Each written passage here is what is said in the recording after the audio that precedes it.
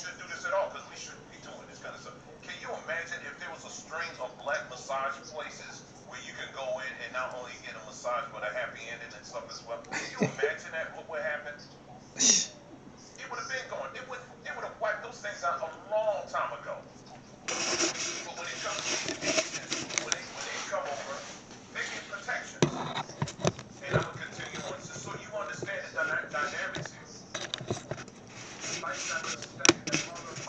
I'm going to use a little bit of his story, but I got a story to tell you, and it's piggyback off what he's saying.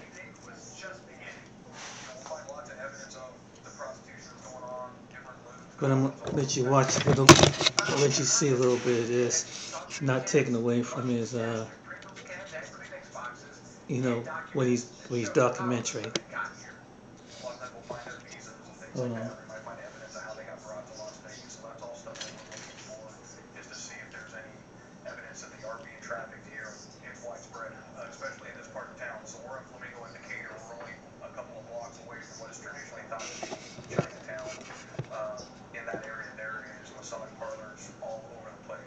Chinatown. So you heard where they are. Not Blacktown. Chinatown. It's a prostitution. It is so pervasive that some believe Asian organized crime might be the driving force behind so many illegal parlors. Oh, hold on now. Let's think of this. Now, let's slow this down. Like we said, what did he say? Asian organized crime. Asian organized crime. So this is an organized operation. You understand what I'm saying? With certain protections from this legal system. So this is an organized thing. This ain't just some kind of, they just threw it together. It's organized and it's operated, managed by agents. That's very true. That's very true. Very clear on that. Yep, he's right. He's right about that. About to be organized crime in the massage parlors. They bring them over here, and they do that. This man, Jody Calarco, opened this massage parlor mainly for himself and his family. He needed regular massages for a back injury, but finding that kind of relief proved difficult.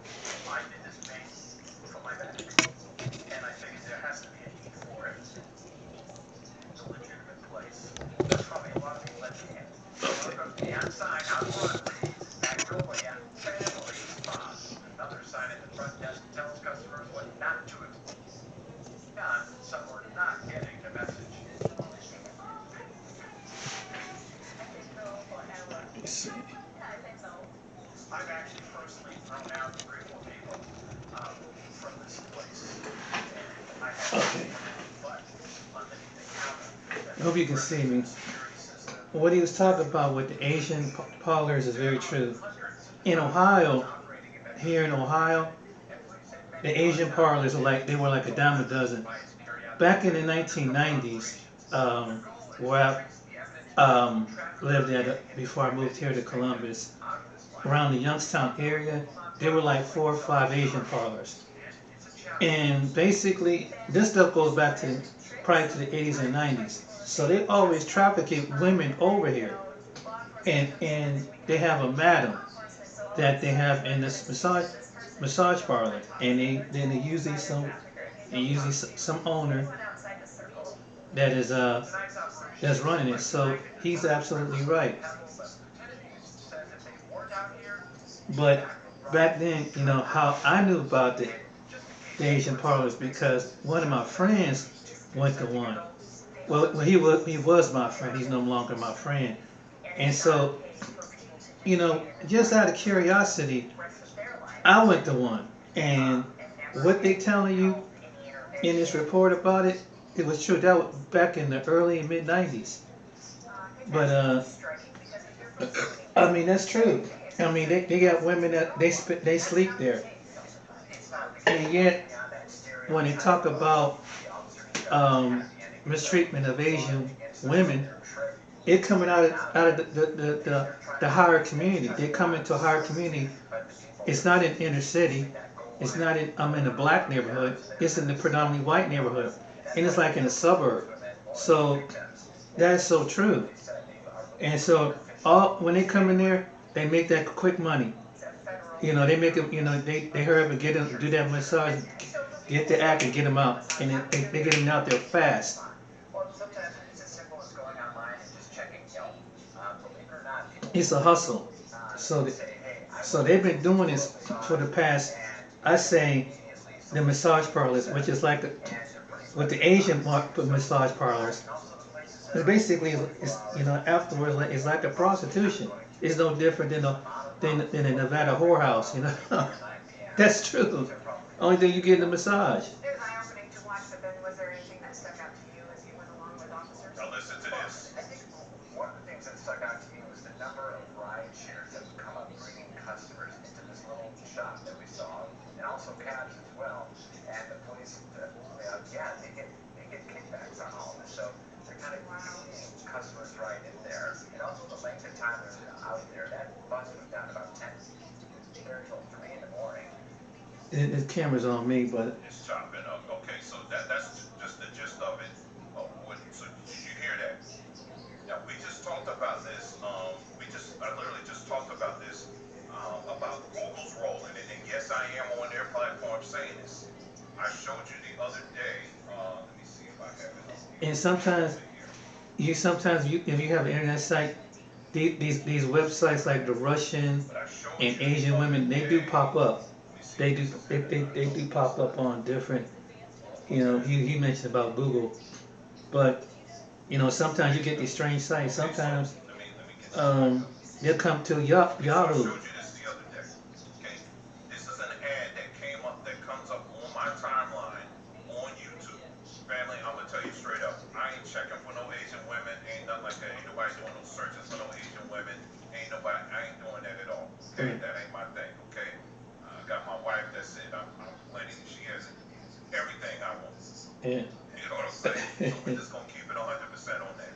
So, and I'm saying that because typically when these ads pop up, they are based off of a few things, or based off of a lot of things. Actually, they're based off of your search history. They're based after. Yeah. And you got on a lot of dating history. It is a lot of search Yeah. history. Okay, we talked about that. And largely, a lot of the ads that you get on Google or any other platform, they're based off of your location. That's why you can Yeah. be in Vegas and on YouTube, let's say, and you see the ads come up based and giving you ads on Vegas companies, businesses, right? Then you jump Yeah. on a plane the same day, you go down to Dallas, and you'll notice you'll be on YouTube again, and all of a sudden the ads are reflecting Dallas-based businesses. So they key off of something called your your IP address. Okay, your IP address is your unique identifier that every device So- that connects to the internet has. Okay. So, So well, I would say that that's my another way for them to particular come here, up though. I live And in an they've area, been like making I said, tons of it's money. mostly white. It is, when I say mostly white, it's white to the point where the Yeah, welcome it's mostly sign, they cater mostly white. the welcome sign of the town that I live in, they have about a half of the size of a billboard. It has a big old Police Lives Matter flag. Okay, and it's not a flag, it's actually a billboard. Wow. And they just cut a billboard in half and made it to a Police Lives Matter. That's what majority Okay, customers go in there. know If they're going to those massage parlors, the Asian massage parlors, are mostly, business guys that are truckers, that are white, that are businessmen and different other occupations. That's like I said again, most of the time, I've never had any real interactions like that kind of crazy interactions with people in this area, but I have seen some where okay, let me leave them alone. Okay, but it's, it's that kind of, your limitations in some of these areas, you know what I mean? And so, this ad came to me based on the demographic in my location. So these people come to this country, they steal their women, bring them over here, Yeah, they do. hold them under duress, and they market it towards white people.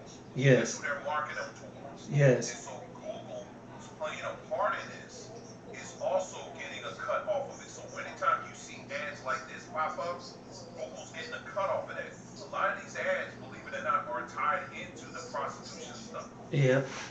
Like I'll see either the Asian women, the Russian women. Russian I've women. never seen the African women.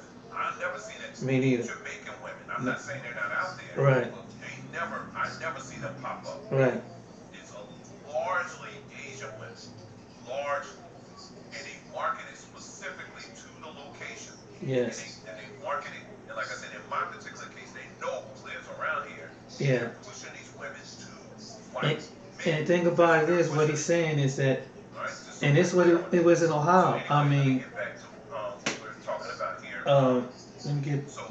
let me cut this down for a minute. Even making a But what he's saying is that, like up there in the town where I'm from, near Youngstown, they just now got just majority of them out of there. I mean, they were like popping up. They were like popping up left and right. These Asian massage parlors, and how the way they did it was they sent undercover cops in there, and they got rid of them. They closed down. There was like four of them now. There's hardly none of them. Then they pop up, and then they have another one in Western Pennsylvania. I don't know if they kind of cleared those ones out, but yeah, they pop up all over, and they cater to a certain class of men that are upper echelon white males that majority go in there that got the money, and so they spend that money. So this is piggyback off that what happened down in Atlanta, and so. But this stuff been going back like the early '90s, probably late '80s. So it started to fluctuate. All these, some of these women that coming over and going to that profession, and so he's absolutely right. And I've seen him in where I practically, was raised at, and they not doing. It's not like your regular massage place where you ain't getting no sexual favor. A regular massage place is going to do what they're going to do, whether it's a woman or a man. They're not going to do anything and touch any inappropriate areas. In fact, they train at their schools like that. But they cater to it. But these Asian parlors cater to that type of activity. And so that's one of the things that they don't do on the side. The clean cut business, of course, is your nails and your hair. But some of them got their own. Some of them got their own, and I'm gonna stop right here. So what happened was, how it got started was, years ago, because my friend and I used to go, or the person I was associated with used to go to strip clubs. And that's all he would ever go. He getting so fascinated with these strip clubs. And then when you get in the strip club, you're a single man, and I wasn't really into the Lord at the time, and so I got caught up. So he introduced me and said, "Hey, you got a few $100." Well, after you didn't you didn't watch the woman practically dance naked in front of you. You're a single man, whether you're married, single man, you're gonna get kind of excited, so you're gonna want to get that relief off. So what so-called better way to get it off is going to one. If you didn't want to get